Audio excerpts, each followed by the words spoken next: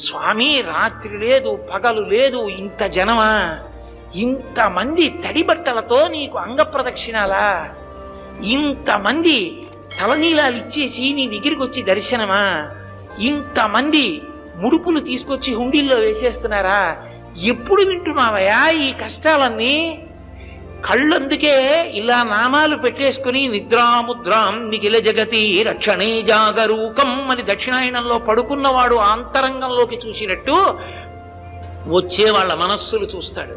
వ్యాసుడు అందుకే ఓ మాట అన్నాడు, వెంకటాచల క్షేత్రంలో వెంకటేశ్వర స్వామి వారి ముఖమండలం బహుప్రసన్నంగా ఉంటుంది.